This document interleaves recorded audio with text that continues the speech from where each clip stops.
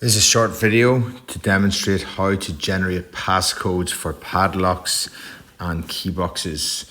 So I will go into the Knowio demo site and I want to create access. So I naturally go to access down at the bottom. I go to access and I go to the plus up here. And here I decide what I want to add. In this case, I want to generate lock access code. So I'm going to click on that. And the question now is which lock or key box do I want to add it to? In this case, I'm going to add this to the rear gate. So I click on rear gate. So now what the system asks you to do is to clarify who the code is for. So in this case, I will be saying that the code is for Joe Blogs, is the first step to fill in.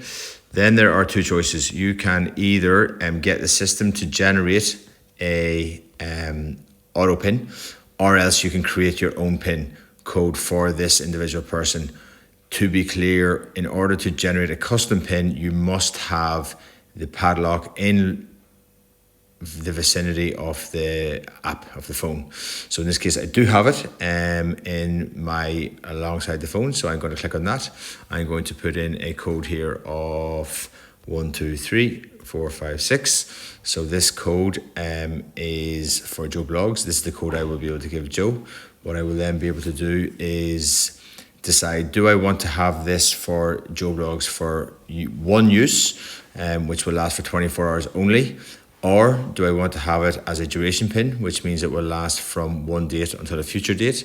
So in this case, I can say from the 10th of July until the 13th of July, which is one option. Another option is for it to be permanently put in place, again, from starting today. And then another one is for it to be weekly, where I want to say that I want Joe to be able to access sites on Thursdays only from, for example, 9 o'clock. Here we go, picking 9 o'clock until 10 to 12. So they're my options. So in this case, I'll just go with the weekly one, which is the last one that I've chosen, and I'm going to generate access.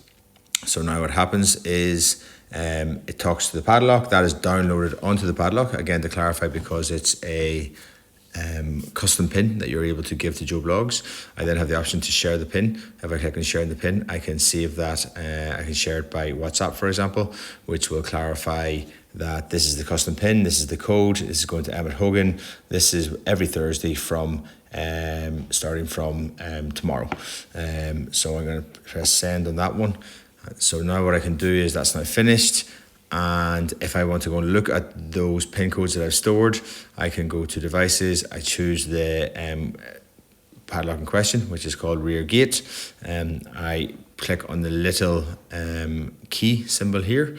And what you can see here is there is the code that I created for Joe Blogs weekly, starting today, and any other additional pin codes will be stored here as well. Also, what I have here is a little I button. If I click on the I button, I can then go in and delete that.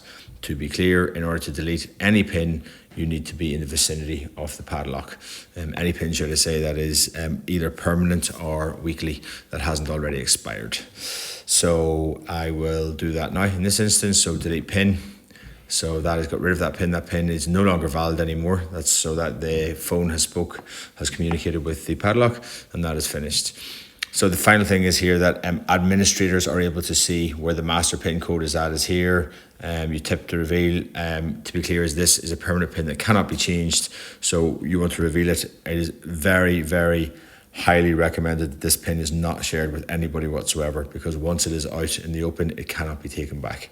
So that is very much in use of emergencies only.